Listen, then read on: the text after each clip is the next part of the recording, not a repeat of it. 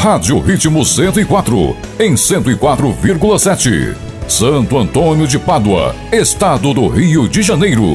O ritmo da sua vida.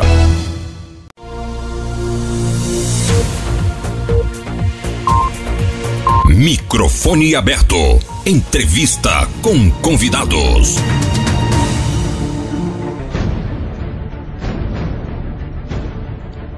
Olá, ouvintes da Rádio Ritmo FM, está entrando no ar mais uma edição do programa Microfone Aberto. Hoje, dia 4 de julho.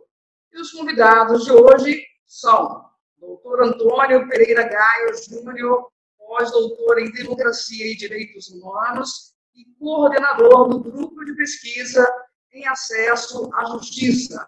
Também convidada a professora socióloga, antropóloga e cientista política Luciana Viana Lima Raider.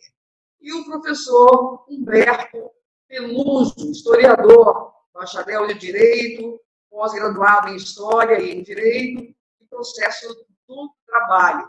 Em pauta, um tema bastante recorrente.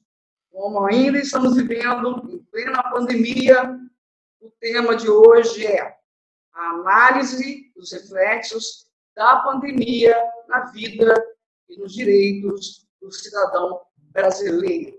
Com muita honra e com muito prazer, recebo os três convidados, agradecendo do fundo do coração a todos vocês pela oportunidade de debatermos, de conversarmos sobre esse tema tão importante num momento tão delicado que estamos vivendo. Por favor, doutor Gaio, se apresente, fale um pouco mais da sua experiência profissional, em seguida a Luciana e Humberto. Sejam bem-vindos. Bom, prezada Neia, é uma satisfação enorme receber o seu convite para estar aqui junto com os demais orientandos do grupo de pesquisa em acesso à justiça, e parabenizar por esse canal, tendo em vista que o valor que tem agregado esse teu programa para a sociedade, para todos de um modo geral, é extremamente louvável. Então, primeiro, eu gostaria de te agradecer esse espaço que você está dando para o cidadão, e para que nós possamos aqui, então, dialogar um pouco a respeito de temas tão sensíveis, sobretudo nesse momento que nós estamos passando. Eu sou advogado, sou professor da Universidade Federal Rural do Rio de Janeiro e sou visiting professor da Universidade de Coimbra, em Portugal. Sou pós-doutor em Direito pela Universidade de Coimbra, pós-doutor em Democracia e Direitos Humanos pelo Ius Gentium Coimbra, também, da Faculdade de Direito da Universidade de Coimbra. Sou doutor em Direito, mestre em Direito, pós-graduado em Direito Processual, e dedico há quase 3 décadas, praticamente quase 30 anos, sobre esses temas sensíveis de acesso à justiça, de direito como melhoria de qualidade de vida, como processo, como instrumento de melhoria de qualidade de vida também. Enfim, a preocupação nossa e a preocupação de todo estudioso do direito deve ir muito além do direito. Deve proporcionar o quê? Proporcionar exatamente que nós possamos facilitar a compreensão do cidadão comum dos seus próprios direitos, dos limites a esses direitos e de como ele vai exercitar esses direitos na vida comum. Então, é nesse sentido que eu gostaria, então, de me apresentar e dizer qual o motivo pelo qual nós estamos aqui dando esse contributo. Luciana? Muito bom dia a todos vocês. Quero aqui, antes de me apresentar, fazer um agradecimento especial a essa estimada e querida, sempre eterna aluna, Neia Gesualdi, uma pessoa que me é muito cara, sempre foi uma bela profissional, uma bela aluna, uma pessoa muito dedicada.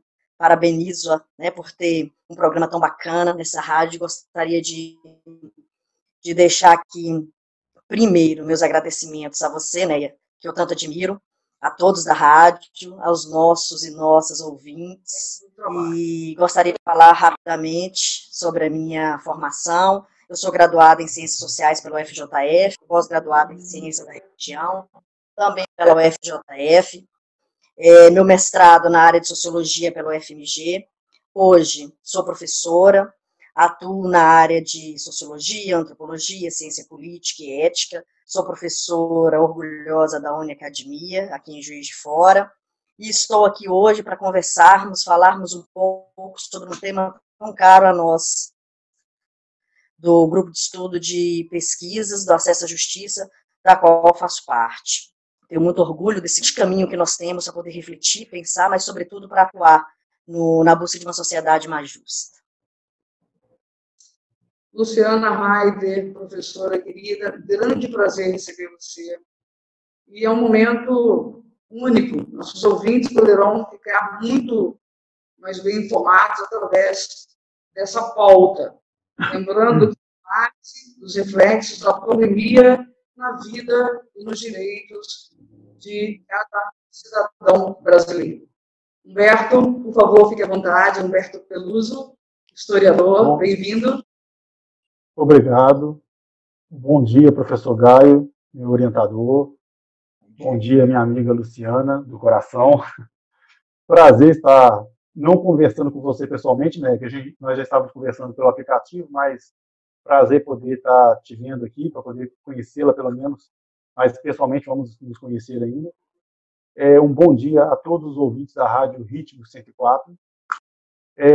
Eu sou Humberto Peluso, sou policial militar em Minas Gerais há 21 anos, sou graduado em História pela Universidade Presidente Antônio Carlos, na cidade de Ubá, pós-graduado em Educação à Distância pela Faculdades Integradas de Jacarepaguá, no Rio de Janeiro, graduado também em Direito pela Universo e pós-graduando pela Universidade Cândido Mendes, em Direito e Processo do Trabalho.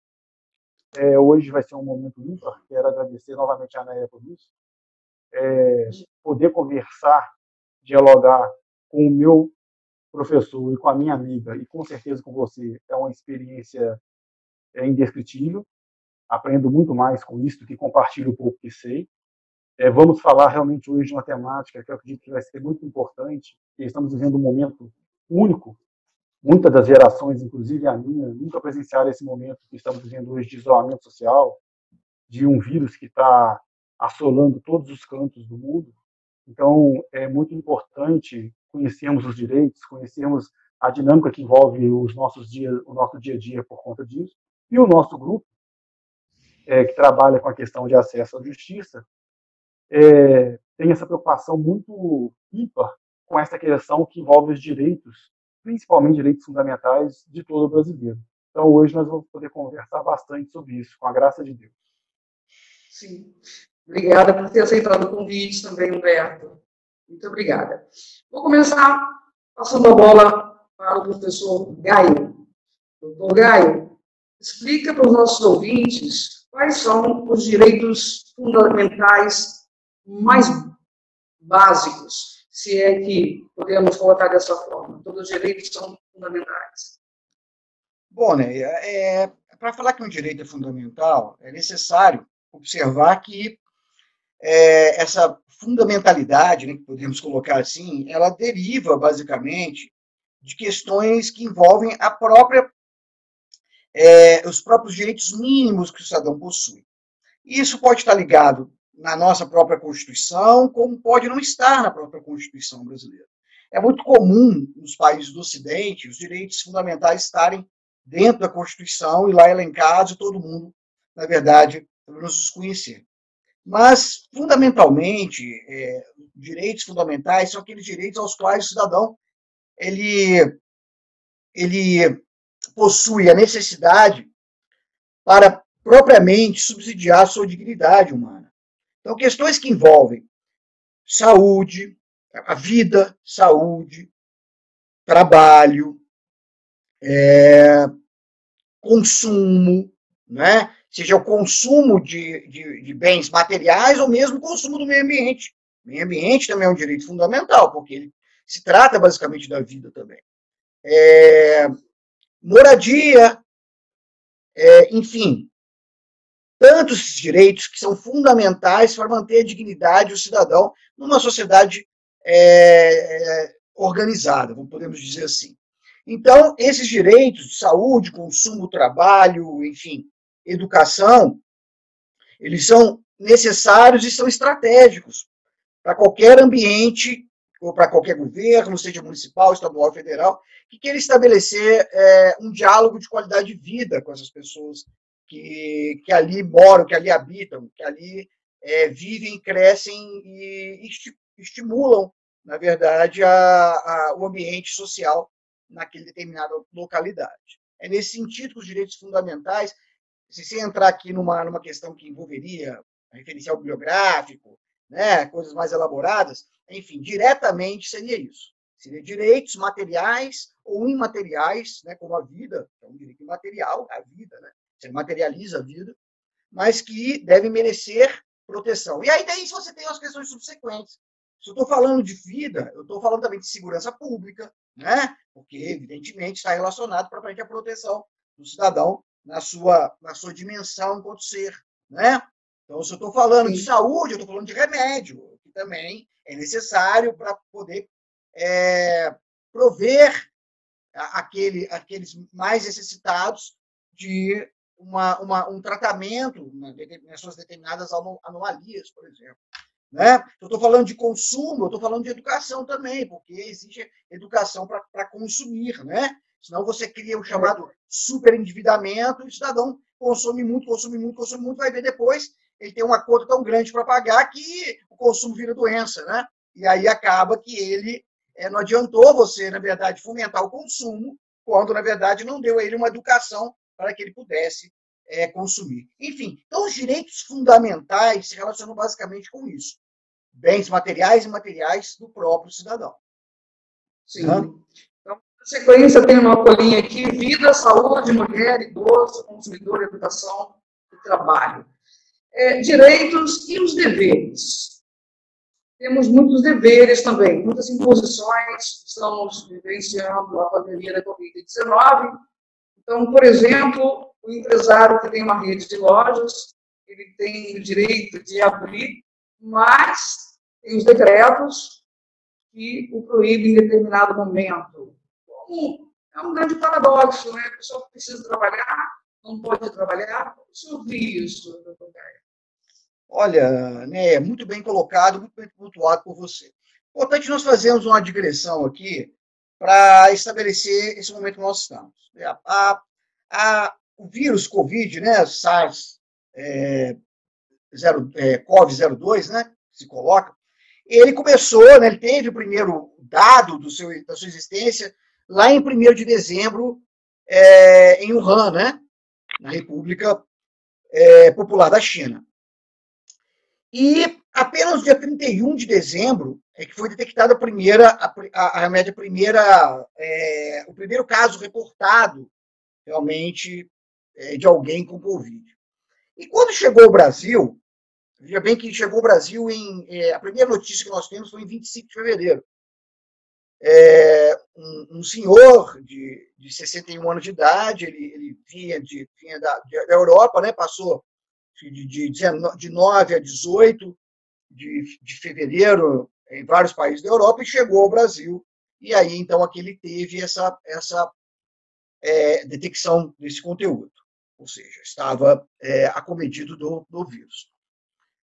Mas no Brasil, nós só tivemos a primeira morte detectada um mês depois, praticamente, né? Nós tivemos aí quase um mês depois, no mês seguinte, março, em 5 de março.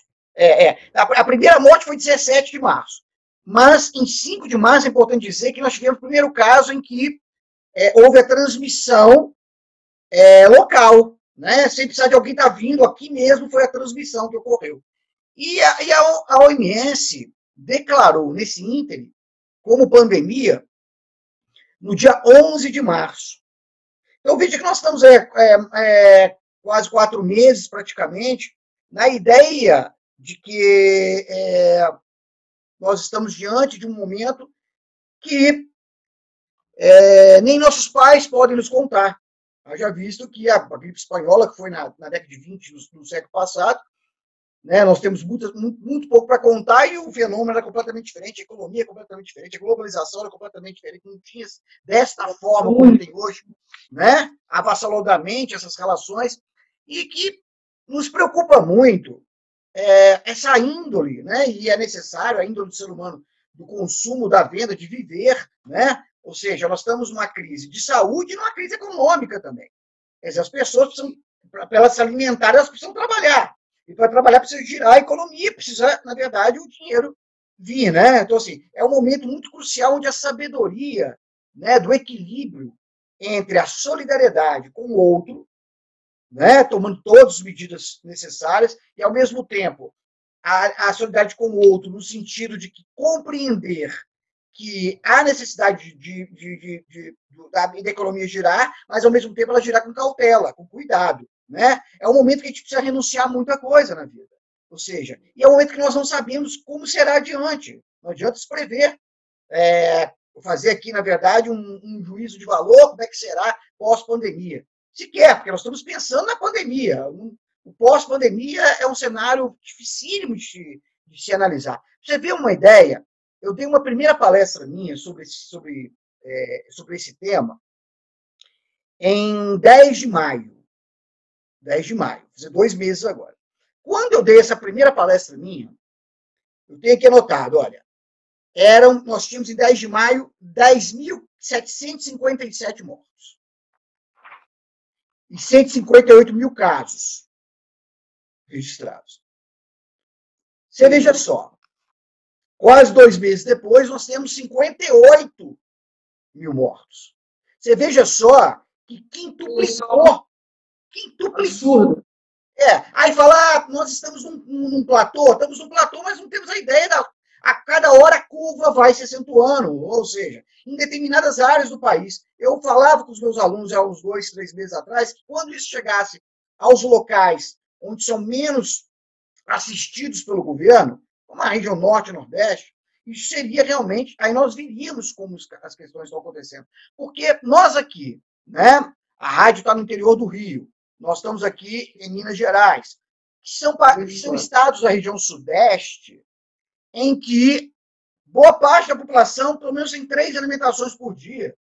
Nós estamos falando de uma exceção nesse país. Então, analisar os efeitos ou os reflexos da pandemia sobre direitos fundamentais na região sudeste e na região sul, infelizmente, é muito diferente que a região norte e nordeste, porque o Brasil tem que ser pensado na sua integralidade. O Brasil é muito pensado nas regiões, como se essas regiões sul e sudeste fossem os protótipos do Brasil. E não são os protótipos do Brasil.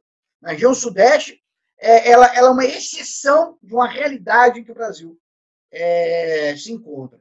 E aí, para te dizer isso, nesse assunto, vale ressaltar o seguinte, vale ressaltar que, quando nós estamos falando do estado pandêmico que o país vive, nós temos aí, basicamente, pelo menos Rio, São Paulo, Amazonas, por exemplo, nós temos mais de 80% dos leitos tomados.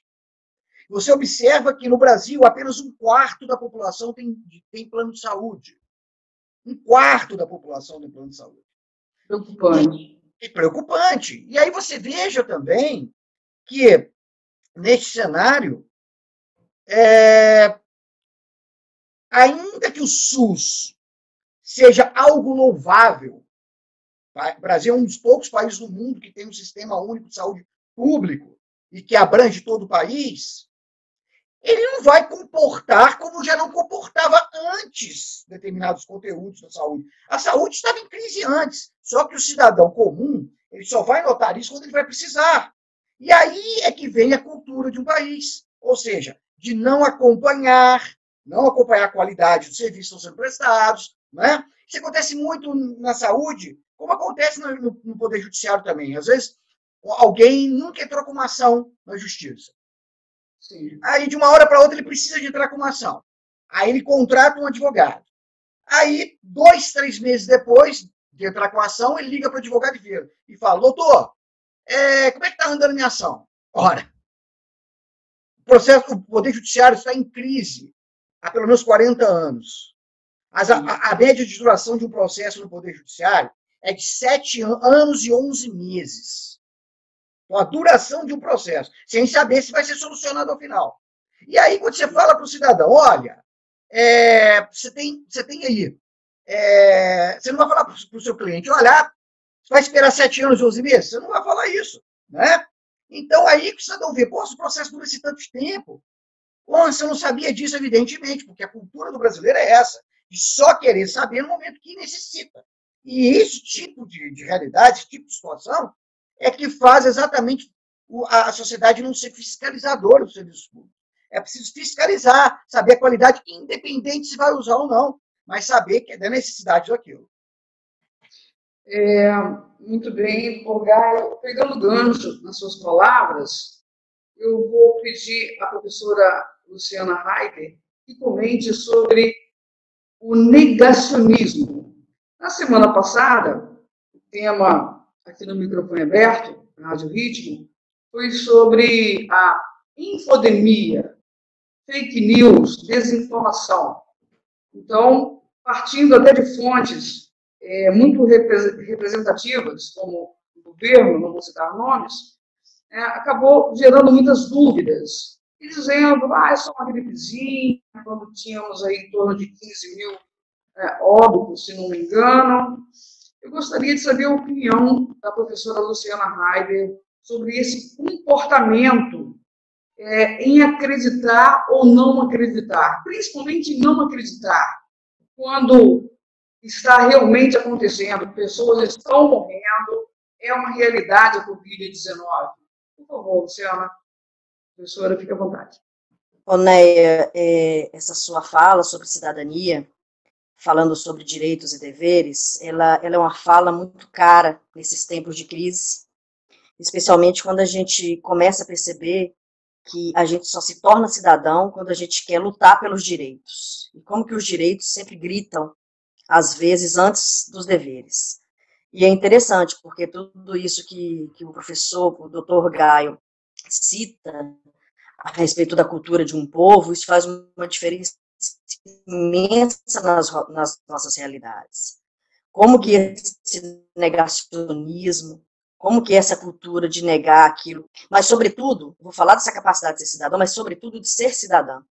Ser cidadã no sentido de trazer à tona a importância do papel da mulher, as dificuldades que as mulheres têm em acessar a justiça, as dificuldades que as mulheres têm em conquistar os seus direitos fundamentais, para uma sociedade mais livre, mais justa, menos corrompida.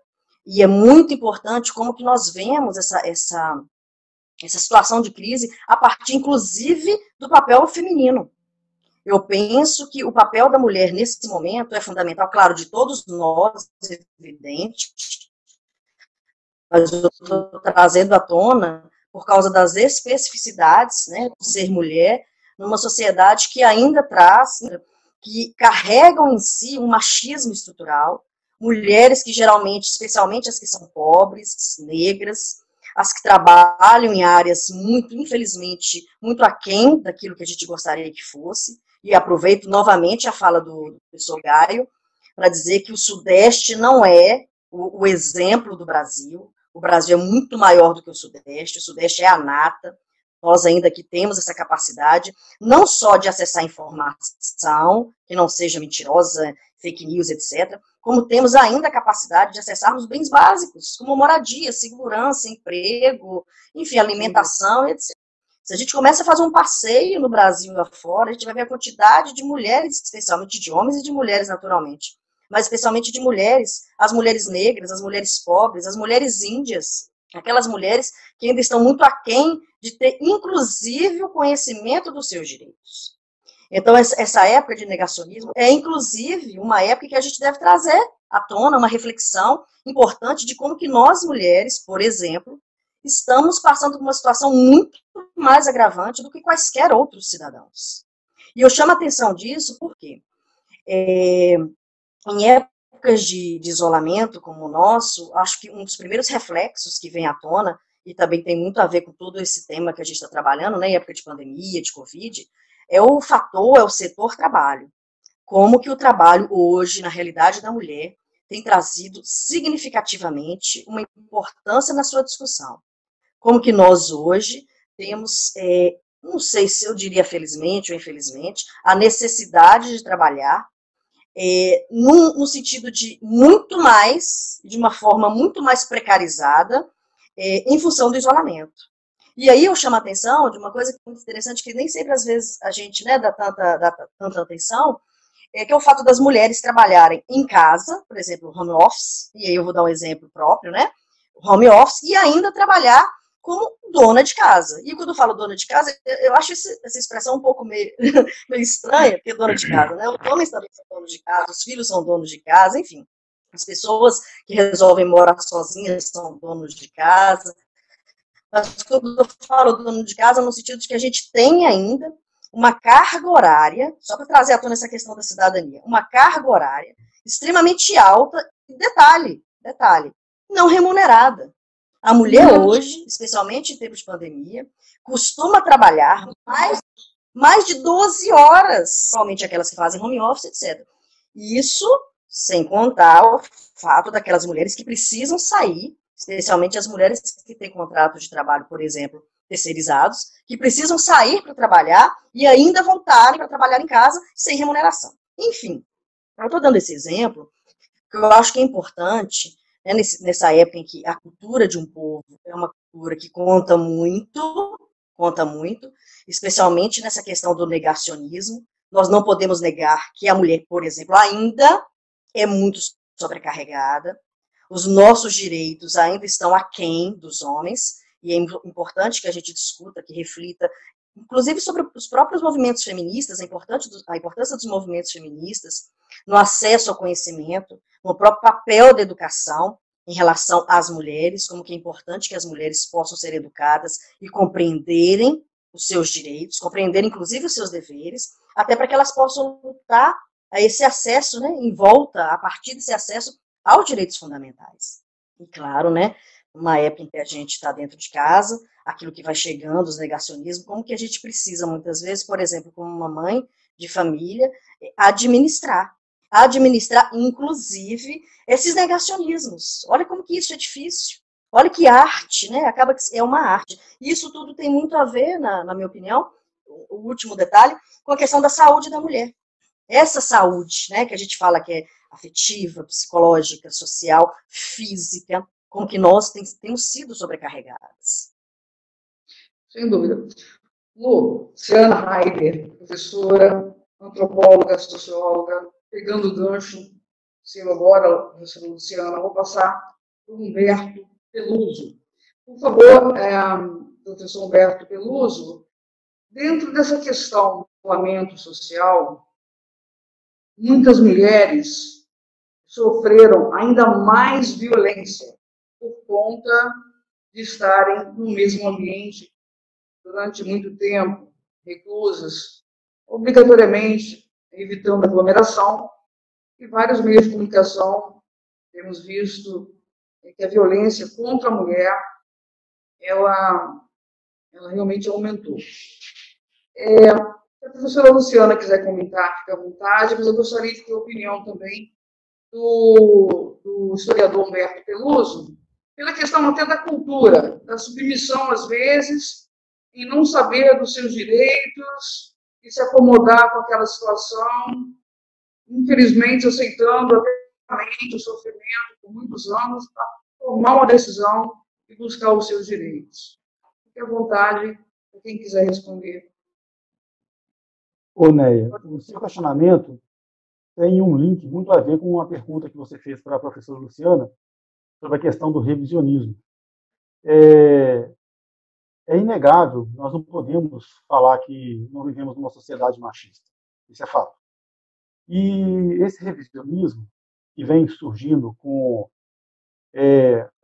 argumentações sem fundamentação científica, tem uma pesquisa séria que é só com achismo e senso comum, é o que o nosso grupo demonstra que não pode se fazer. Nós trabalhamos com trabalhos, pesquisa científica, aprendemos nas nossas pesquisas o quanto é sério trabalharmos de forma científica, afastando o senso comum ou as opiniões pessoais. Então, contra a base científica, não há que se falar em senso comum ou opinião pessoal. E esse revisionismo vem muito com achismo. as pessoas, ainda infelizmente, nos deparamos com pessoas que negam que vivemos numa sociedade machista. Você falou da questão da violência contra a mulher. Quando começou-se a falar do início da pandemia aqui no Brasil, eu gosto muito de escutar podcast, acompanho diversos podcasts, em dia que eu passo o meu dia inteiro escutando podcast, eu me tornei fã, e um desses, eu não vou falar especificamente para não fazer propaganda, mas são 4 apresentadores que eu estou me tornando fã deles. Um deles apresentou dados muito interessantes do aumento do divórcio que aconteceu na China, pelo fato dos casais terem que conviver dentro de casa. Entendeu? É inegável. Um dos grandes efeitos da pandemia foi esse. Aqui no Brasil, recentemente, as mídias divulgaram a questão do aumento da violência doméstica. O fato de estarem de casa, conviverem de casa, relacionado até isso com a elevação da venda de bebidas alcoólicas. Cogitar até a hipótese de tentar diminuir a venda de bebida alcoólica para evitar acontecer isso. O que é mais preocupante, além disso acontecer, é claro, são as pessoas tentarem desconstituir a existência dessa violência, vitimando a mulher, vitimando, vou até avançar um pouquinho do que você perguntou, mas a criança, o idoso, que foi a parte... Sim, está falhando um pouquinho, mas...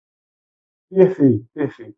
O mais preocupante, além das agressões, das condutas criminosas, são pessoas tentarem negar a existência disso.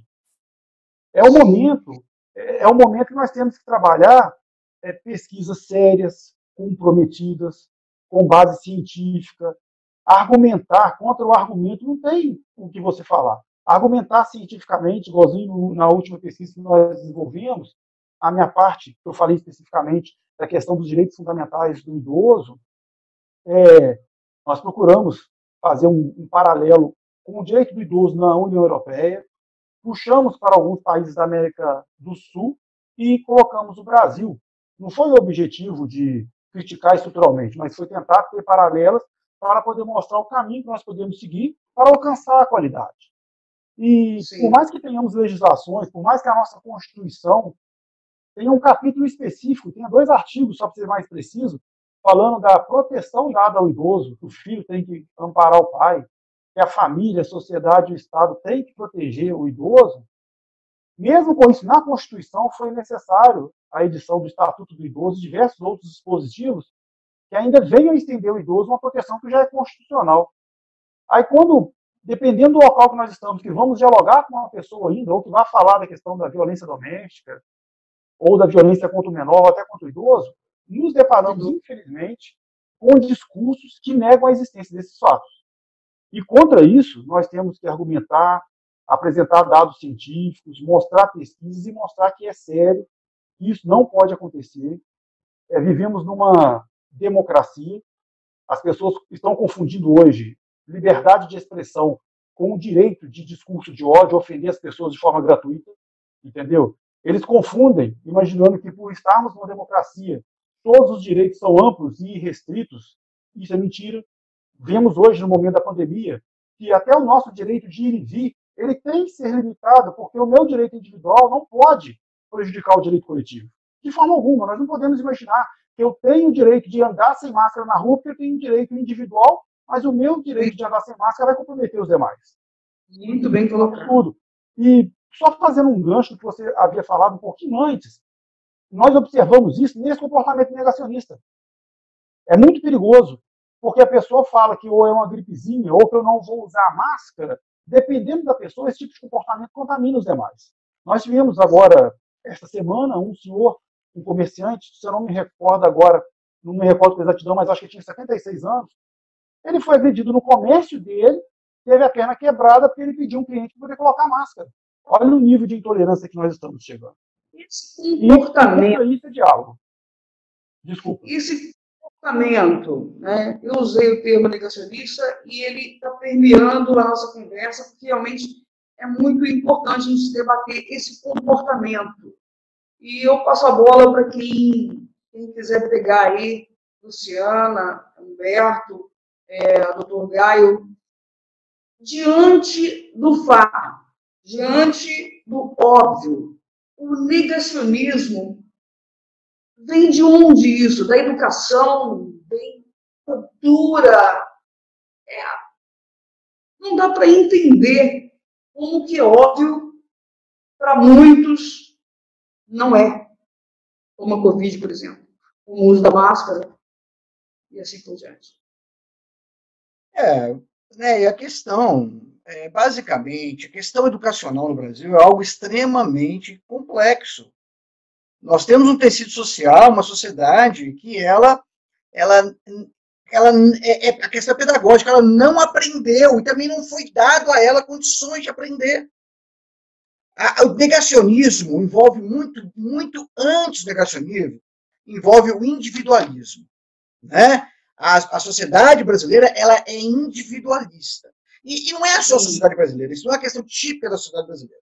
A grande questão é que nós temos aqui no Brasil algo que nos é muito caro. Se você parar para perceber, a educação, ela informa e ela depois forma. Então, a informação leva à formação. Se observa que 1 em cada 4 brasileiros sabe ler, ou entende o que lê, que é o analfabeto funcional. Então, nós não temos no Brasil já uma cultura de informação. A cultura da informação, ela precisa chegar aos lares brasileiros. E algo que a Covid traz muito é a ilusão de que os meios remotos aqui, a internet, as plataformas que nós podemos, como nós estamos falando aqui, na plataforma Zoom, o Facebook, o WhatsApp, Instagram, e Twitter e outras coisas mais, isso chega para menos de 1/4 da população brasileira. Brasil, menos de 55 milhões de brasileiros têm acesso à rede internacional de computadores. Eu gosto de colocar a questão quantitativa, porque é só assim que dá para entender. Porque as pessoas têm uma tendência de achar que o meio que ela está vivendo é a realidade. É a realidade dela, mas não é a realidade do país. Então, as informações chegam muito pouco às pessoas, né? Eu tenho, por exemplo, alunos meus que moram em 3 rios, que a internet não tem internet. E alguns têm internet de escada, que vai cair e não tem condição de manter, por exemplo, uma aula, né? Não tem condição de eu poder estar lecionando, porque essas pessoas têm dificuldade de ter o acesso. Volta e meia, nós estamos vendo aqui, uma hora ou outra congela o nome, congela aqui a imagem de alguém, né? Nós temos essa dificuldade. Então, esse negacionismo que você coloca, antes de tudo, é uma negação à solidariedade, mas a solidariedade, ela é ensinada. Ela é ensinada pelo convívio, ela é ensinada pela educação, ela é ensinada por saber os limites de onde vai o seu direito e começa do outro. Né? Humberto estava relatando aí que o cidadão foi agredido por conta de exigir, mas o fato é que nós vivemos, existe um autor interessante, que é o Bernard Sorge, ele diz que nós vivemos a nova sociedade do consumo. Ou seja, nós temos que analisar essa questão da intolerância, que é algo muito caro para todos nós, com a questão do consumo. Com a questão do consumo. Veja só que as pessoas entendem o seguinte, olha, eu não posso ficar sem uma festa, eu não posso ficar sem comprar algo, eu preciso necessariamente estar consumindo para me tornar, ou para me achar que eu sou um cidadão. Enfim, a questão que envolve a solidariedade, antes de tudo, ela passa pelo intermédio da educação. E é um dado interessante que, para quem está levando a Covid a sério, o isolamento social a sério, o ambiente familiar, ele se perdeu durante muito tempo, né? A família, ela querendo ou não querendo, ela é o esboço, o início, meio e fim da cultura de uma sociedade. Você vai ter uma ideia que, muitas vezes, forçosamente, o filho que não se dá bem com os pais tem que ficar no mesmo lar que os pais. Você vai ter pessoas que não se relacionavam durante o dia, só encontravam na hora de dormir, tendo que se relacionar o dia inteiro. nós estamos, desde fevereiro para março, num teste civilizatório. É um teste civilizatório que nós estamos empreendendo nas nossas vidas, ou seja, daqueles que estão levando a sério. E aí, não é que eu ratifico aquilo que eu falei na minha fala no início, de que é sabido que é importante a economia girar, é sabido, todo mundo precisa, nós precisamos disso, né? Mas tudo que é feito sem uma racionalidade que envolva pensar no outro, é uma racionalidade estéril. Você tem uma solidariedade mentirosa e estéril. É preciso sabermos que os limites de um acabam onde começa do outro. E a sociedade não está preparada para isso. Esse momento é um momento de um resgate interno, e nós sabemos que nós podemos viver com menos, nós podemos viver com menos, nós podemos abdicar de muito que fazíamos anteriormente para fazermos mais simples e melhor. Sim. Quando o senhor coloca o individualismo, negacionismo, fica muito claro o comportamento. Só para lembrar os ouvintes da rádio, que neste momento está acontecendo o programa Microfone Aberto, que vai ao ar sempre no sábado, de 9 às 10 da manhã, e hoje estou recebendo os convidados, doutor Antônio Pereira Gaio Júnior, pós-doutor em Democracia e Direitos Humanos e coordenador do Grupo de Pesquisa em Acesso à Justiça, também a professora, socióloga, antropóloga e cientista política Luciana Viana Lima Raider e o professor historiador Humberto Peluso, Direito, pós-graduado em História e Direito, Processo do Trabalho. Em pauta, a análise dos reflexos pandemia na vida e nos direitos do cidadão brasileiro, dentro do contexto pandemia Covid-19, estamos falando dos direitos fundamentais, que os temas não poderiam ser outros, principalmente vida, saúde, mulher, idoso, consumidor, educação, trabalho. Sobre tudo que o doutor Gaio falou, Luciana, por favor, gostaria do seu comentário dentro da sua área como cientista política, antropóloga e socióloga, esse comportamento, essa forma, sobre os direitos e deveres. É um paradoxo tremendo, e é difícil realmente entender isso. E a gente não tem muito tempo para entender, porque ou entende ou morre. Pois é. É um paradoxo, sim. Mas vamos lembrar de uma coisa. A gente vive numa estrutura que é um processo democrático. Nós estamos numa democracia, e esses paradoxos são naturais, eu diria, naturalmente sociais, dentro de uma perspectiva de tentativa democrática. Lembremos que a nossa democracia é um bebê de colo, né? A gente está aqui discutindo direitos fundamentais num país cujos reflexos, aliás, muito bom, né, você ter chamado a atenção, até para que os ouvintes e as ouvintes possam se lembrar de que a gente vive em reflexos históricos, a partir dessa ideia de negacionismo que você citou, de um país que foi construído, o Brasil é um país construído, foi e é um país construído, com algumas bases, e por isso que eu falo que os reflexos do negacionismo habitam nessas bases, escravocrata, burguesa, aristocrata e machista.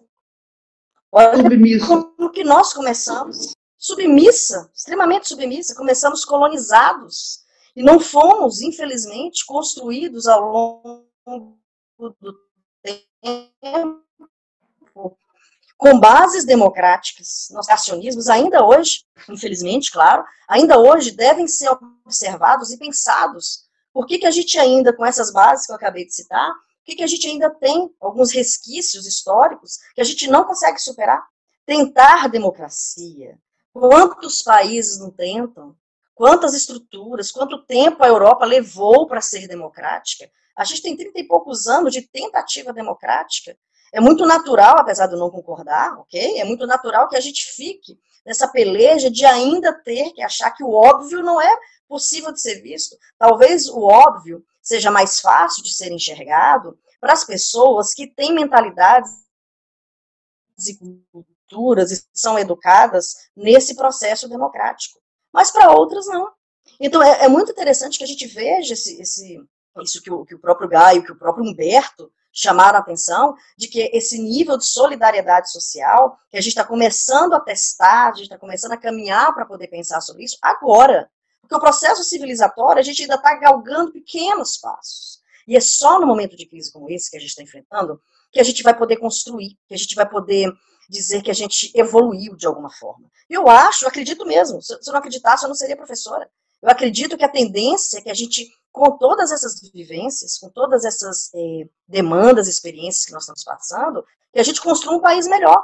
Eu tenho certeza que os nossos filhos, eu tenho que acreditar nisso, né? Que os nossos filhos, que os nossos netos, eles devam ser capazes de construir uma sociedade menos injusta. Porque, na verdade, aquela história dos gritos, né? Dos gritos e dos silêncios. Não é o grito do mal que nos assusta mais. É o silêncio dos bons.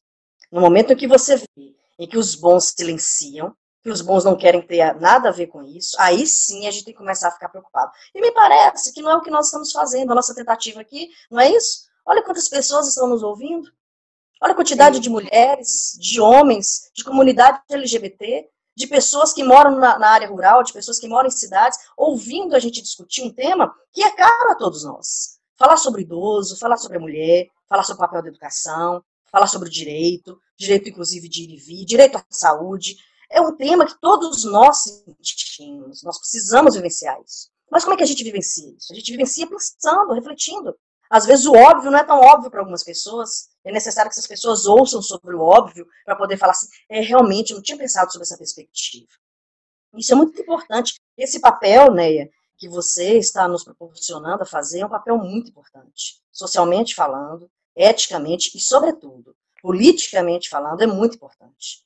A gente ainda não tem um povo politizado, mas a gente há de ter esse povo politizado. Professora Luciana Raider, socióloga, antropóloga, cientista política. Quando você fala com essa esperança, traz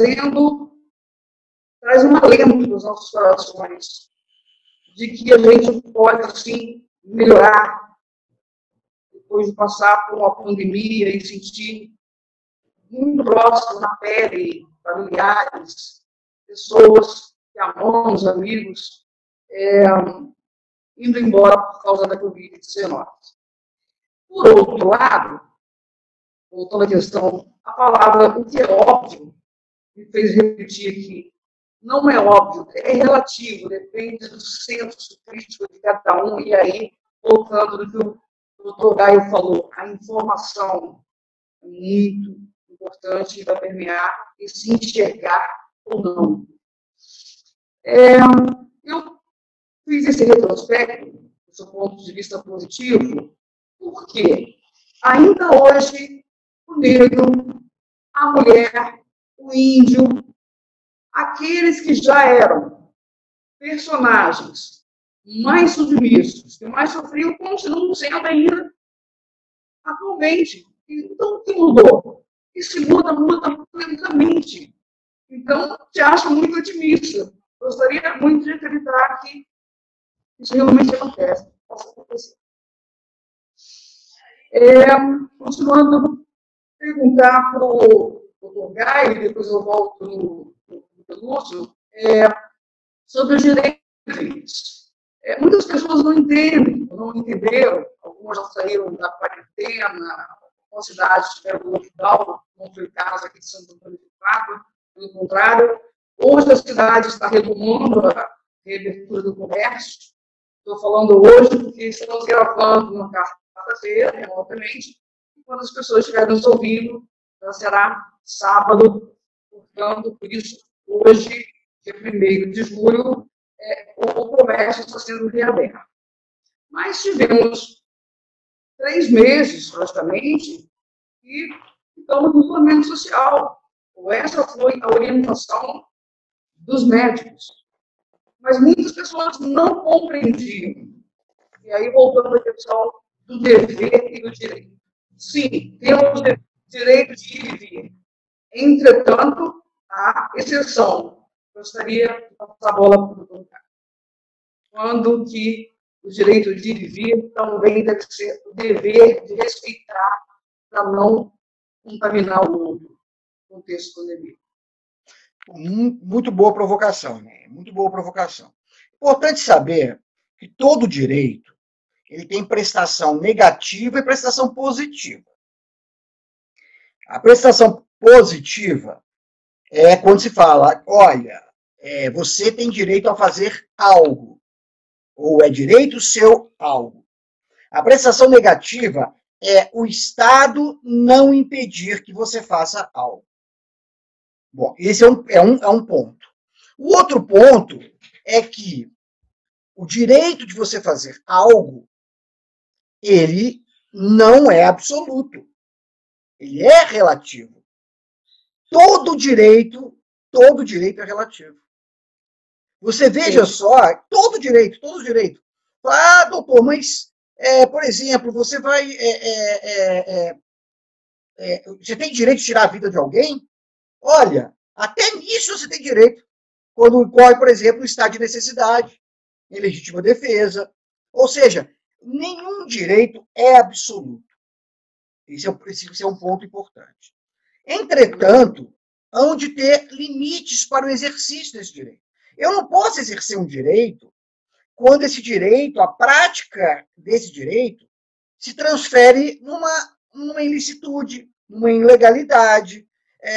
Observe-se bem o seguinte.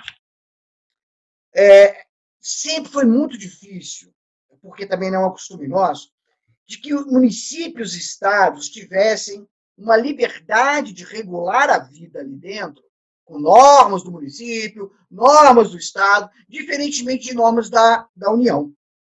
E o Supremo Tribunal Federal veio reconhecer que os estados e municípios teriam autonomia no regramento dentro da sua esfera territorial nesse momento de pandemia. Então, o município pode, por exemplo, estabelecer lockdown, né? Vamos fechar tudo, vamos fazer o toque de recolher às 10 horas da noite, das 10 da noite às 6 da manhã, ou pode fazer barreiras fitossanitárias. Outro dia mesmo eu tinha que ir a Itaipava, e Itaipava estava fechado, não podia entrar. Ou seja, só podia entrar quem comprovasse que era morador de lá. E então você tem que respeitar as regras daquele ambiente. Então, passa a todo direito a um dever. Todo direito corresponde a um dever. Então, imagine-se então que abriu o comércio. O comércio foi aberto. O comércio foi aberto, mas estabelecendo uma série de regras, né? Como manter a distância, né? Só atender, por exemplo, lá de fora, por exemplo, possibilitar que os clientes tenham álcool em gel, exigência que se tenha máscara. Olha, então, assim, eu tenho o direito de consumir, óbvio, é um direito, mas eu tenho um dever de consumir sobre as regras que me são imputadas. Se eu não respeitar essas regras, eu não posso consumir. Por isso que todo direito tem um limite. Todo direito é relativo, ele vai até um certo ponto. Ou seja, você não pode ultrapassar a esfera daquela linha limítrofe, sob pena de você, então, a partir do exercício do direito, você quebrar o dever e causar uma ilicitude decorrente desse próprio direito que você está querendo exercer. Muito bem explicado. Passando a palavra agora para o historiador Humberto Peluso. Por favor, Peluso, gostaria, se for possível, nós não combinamos os nossos que saímos aqui, mas neste momento da pandemia, houve mudanças nas leis trabalhistas, algumas pequenas alterações. Você que tem aí da sua área de direito e processo do trabalho, gostaria que você comentasse um pouquinho sobre os direitos nesse sentido, se for possível. Se você lembrar aí de uma mudança, não necessariamente dentro de um determinado município ou outro, mas no contexto geral, assim. Como você vê essas alterações, até pela sobrevivência da economia no Brasil. Você pode comentar, Peluso? Acho que o Peluso não está me ouvindo. Estão me ouvindo? Desculpa, agora sim. Onéia, primeiramente, nós temos que parar de fazer essa ponderação entre economia e vidas. É uma coisa que nós não podemos pensar. Quando falamos em vidas, vida é algo irreparável. A economia pode ser recuperada, recuperamos a crise da Bolsa de Valores em 1929, a crise do petróleo na década de 70, a crise que aconteceu em 2008, crise se recupera, a empresa recupera, trabalho você corre atrás, vida nós não corremos atrás. É só Cristo que voltou mesmo. Então, essa ponderação de vida e economia, ela não deve existir. Foi isso que garantiu grande sucesso para Portugal, tanto é que Portugal foi uma referência para a União Europeia nesses momentos de Covid. Eu tive a oportunidade, repetindo, escutei um podcast de um ministro português, no qual ele falou assim que Portugal estava consciente que a dívida pública ia aumentar, mas eles tinham mais consciência ainda que agora eles tinham que salvar vidas. A preocupação era salvar vidas.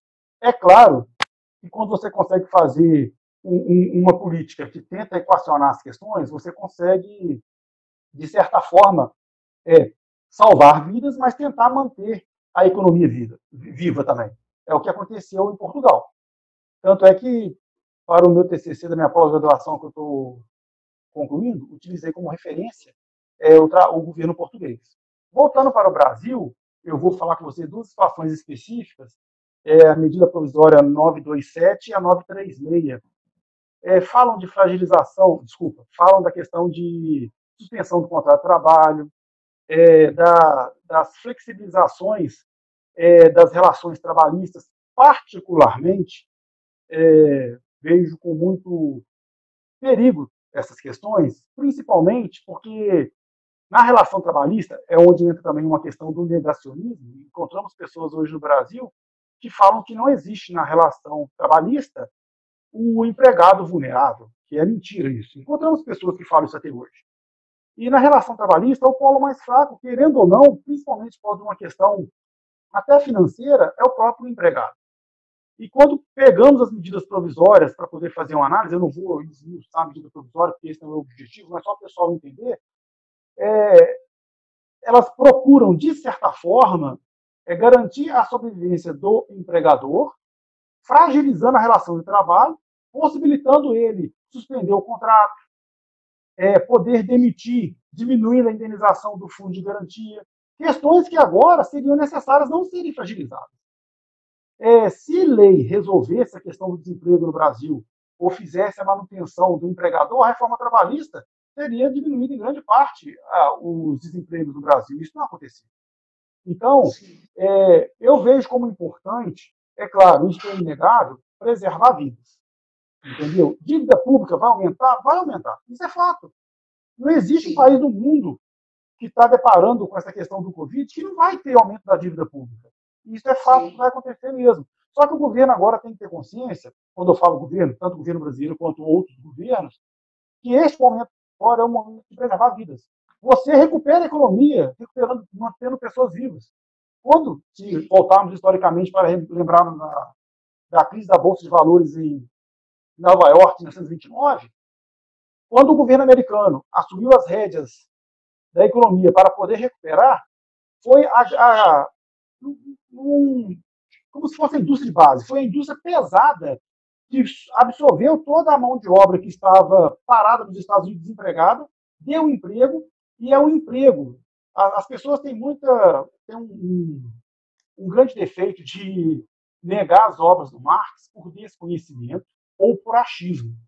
Quando a pessoa critica o Marx, você pergunta se ela leu ou ela não leu.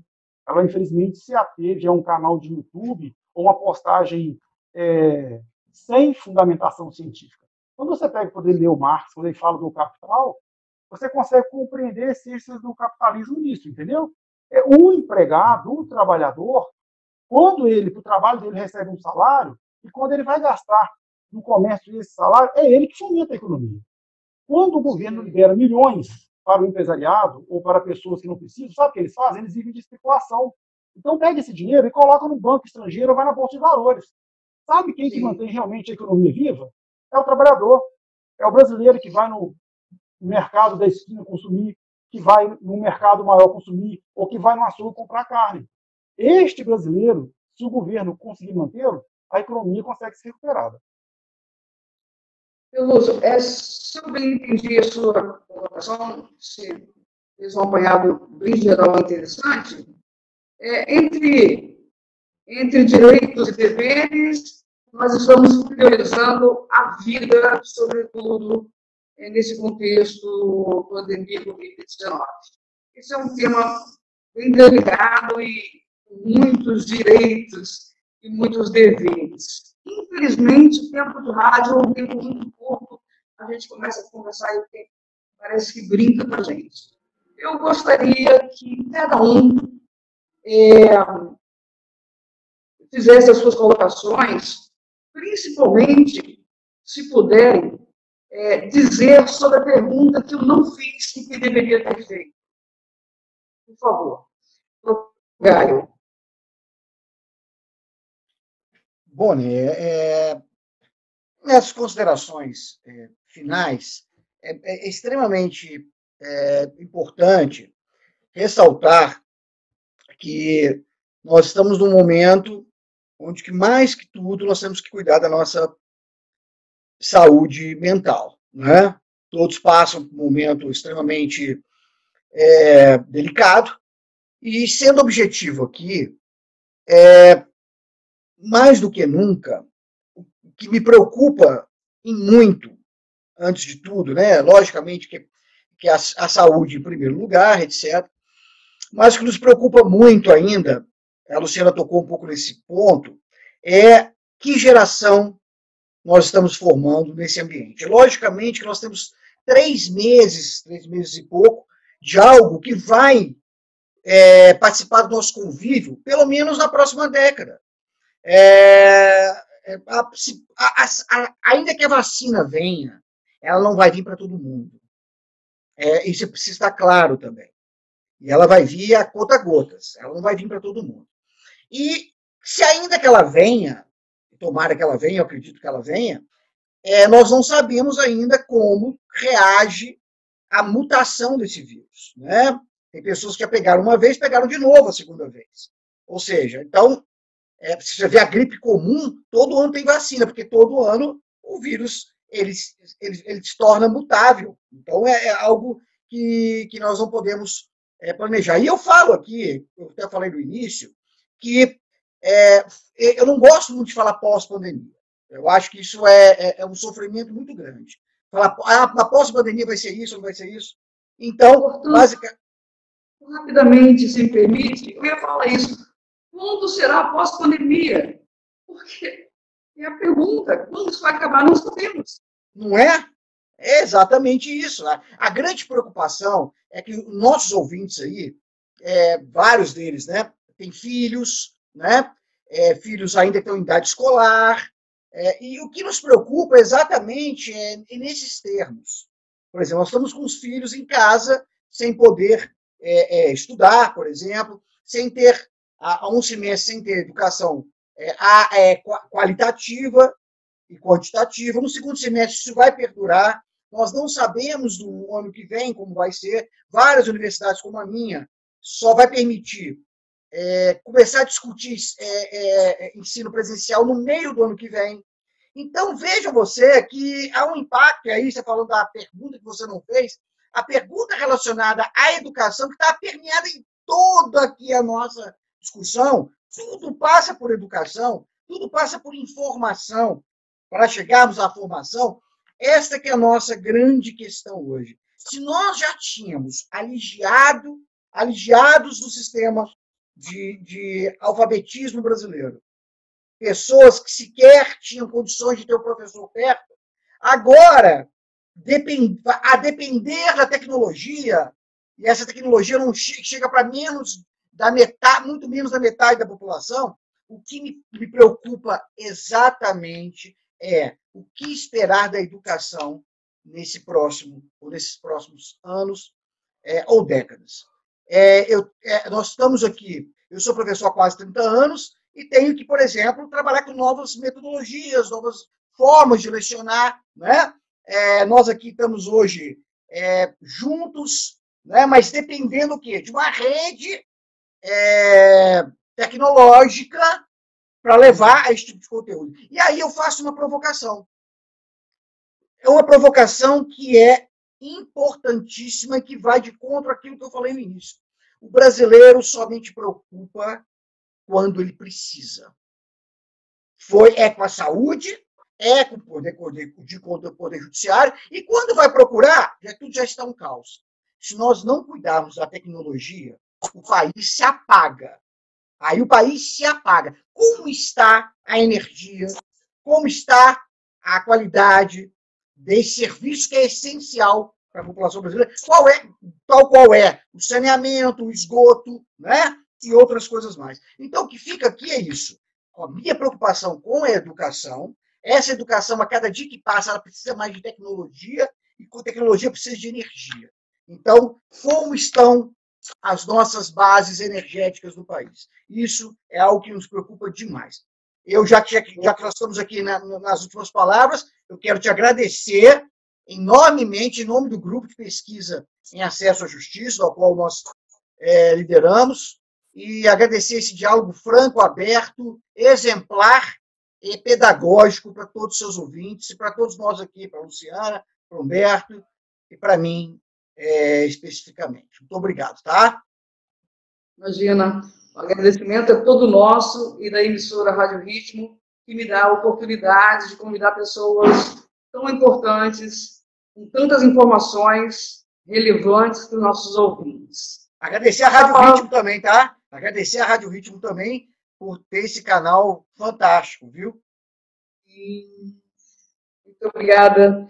Acabei de conversar, estou terminando, né, um trio maravilhoso, bate-papo, aqui no microfone aberto, com o doutor Antônio Pereira Gaio Júnior, pós-doutor em Democracia e Direitos Humanos e coordenador do grupo de pesquisa, como bem lembrou, em acesso à justiça.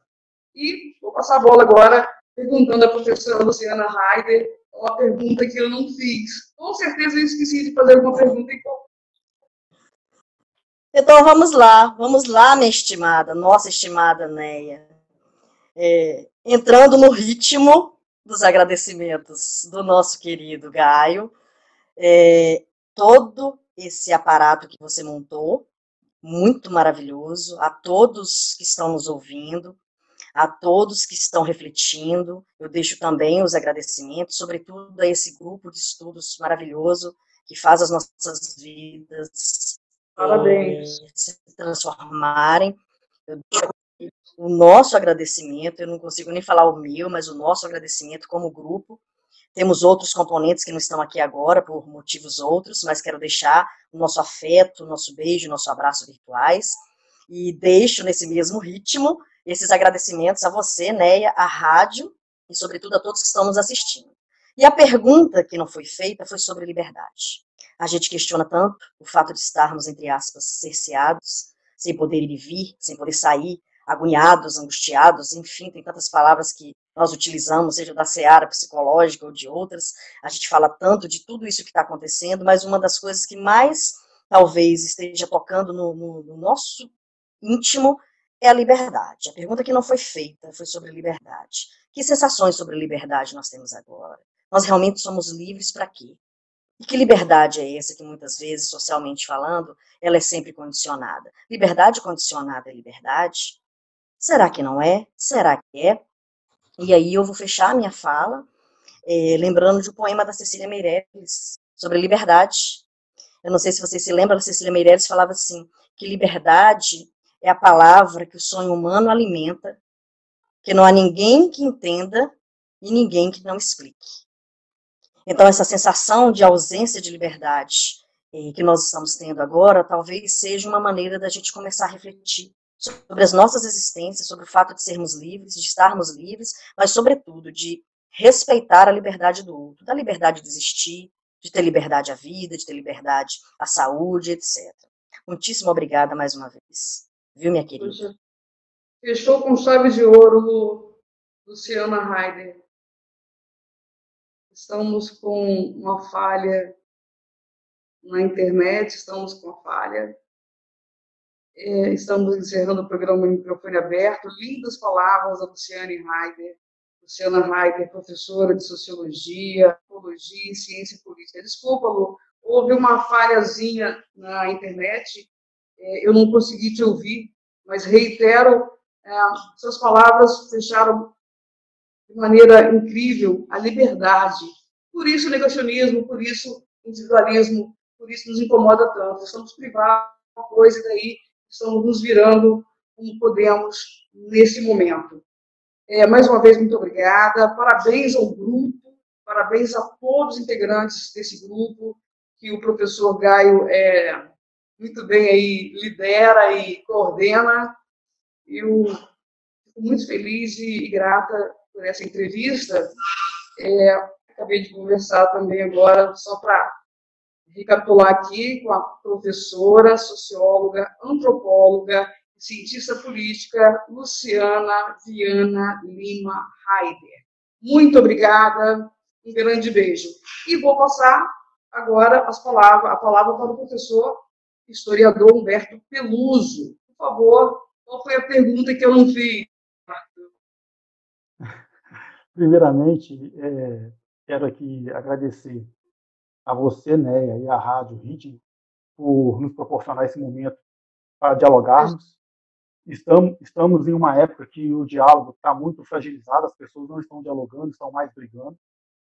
Quero aqui reiterar os meus agradecimentos ao meu orientador, o professor Gaio, pelo nosso grupo, que é esplêndido, é um grupo que me engrandece e me ilumina toda vez, até nas conversas online. Infelizmente não são presenciais, não tem como agora, mas até nas conversas online saímos energizados. Agradecer a minha querida amiga Luciana Heider e agradecer a paciência do ouvinte. E espero que o pessoal tenha gostado. Perfeito. Só você falou de uma pergunta, mas eu vou falar da pergunta e depois vou apresentar alguns números para poder fechar. Como, em momento de pandemia, nós podemos lidar com essa enxurrada de informações falsas que são compartilhadas nas redes sociais? Eu acho muito importante isso, porque informação falsa mata. Sim. Mata ou pode prejudicar diretamente muitas pessoas. O conselho que eu dou, e quando eu tenho a oportunidade de conversar com alunos, ou até no meu trabalho, o meu trabalho, por ser policial militar e não está interrompido, eu trabalho normalmente, algumas profissões nós temos que reconhecer que não param. Então, eu estou sempre conversando com o pessoal e sempre falo o seguinte: receber uma informação no WhatsApp, Facebook ou qualquer rede social, procura confirmar a veracidade. É fácil, gente, não tem mistério. Vê lá o chamamento, pega as palavras principais, uma consulta breve no Google, você vai saber se é verdade ou não. Sim. Se você tiver dúvida, não compartilhe. O compartilhamento de uma fake news ou de uma informação, fake news, informação falsa, traz muitos prejuízos, isso é fato. E esse prejuízo está causando muito transtorno. Hoje as pessoas estão mais suscetíveis a acreditar na informação falsa do que na informação verdadeira. É interessante isso. As pessoas não estão preocupadas em escutar uma argumentação técnica, científica, ou debater trocando ideias. Elas querem acreditar na informação falsa porque aquilo agrada elas, no caso. E isso aí volta a uma coisinha que eu queria falar que o professor Gaio falou. Quando você perguntou do negacionismo... Perdão. Lembrar que esse foi o tema da entrevista passada, em pandemia, fake news, fake ou fato, a questão da desinformação. E em cima disso, conversei com o Igor Sacramento, da Fiocruz, dentro do contexto também saúde, e com o Peter Schultz, ele é secretário de comunicação da Unicamp, e a gente bateu muito em cima disso. O volume de informação, as pessoas não têm aprofundamento, e acabam compartilhando, e isso vira uma grande bola de neve de desinformação. Peluso, querido, eu que agradeço, você não tem que agradecer, serão convidados outras vezes para outras pautas aqui na Rádio Ritmo. Muito obrigada. Nosso tempo, infelizmente, está acabando, e a tesouria do rádio não vai nos perdoar. Eu acho que o Peluso está congelado, a internet está um pouquinho fraca. Eu acabei de conversar também. Ele congelou um pouquinho, a internet congelou você aí. Mas, enfim, estamos encerrando o do Microfone Aberto. Acabo de conversar com o historiador Humberto Peluso, bacharel de Direito, pós-graduado em História e em Direito e Processo do Trabalho. E tem mais uma coisa no seu currículo que nós não colocamos. Você tem uma outra expertise aí qualquer? Não, eu tinha falado que a minha graduação é História e a minha pós-graduação que é em Educação à Distância. Obrigado, então. Mas não Neia. Oi. Vou falar a última coisa rapidamente, aproveitar que hoje, sábado, nós temos uma pessoa queridíssima aniversariando, deixar um beijo grande para ela, um presente de Deus para nós, que é a Regina Peluso, a mãe do Humberto Peluso, que nos deu esse presente, além de outros tantos presentes. Beijo. Parabéns, dona Regina. Parabéns. Parabéns. Saúde. Parabéns. Um abraço grande do grupo de pesquisa para ela. Antes, inclusive, bem lembrado. Ela vai amar, porque ontem ela gostou do que você fez, tá? Saúde, felicidade, todos os direitos possíveis serão cumpridos em nossas vidas, num bom sentido. Obrigada, até a próxima. Até a próxima. Vou deixar aqui, então. Continuamos nos protegendo. Obrigada. Até logo, querido.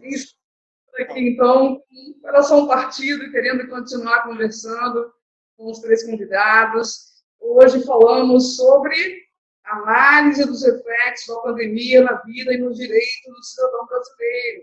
Levantamos a questão aí, vida, saúde, mulher, idoso, consumidor, educação e trabalho. Voltarei com mais uma pauta e outros convidados especiais no próximo sábado, de 9 às 10 da manhã. Bom final de semana, até a próxima. Muito obrigada. 104 FM.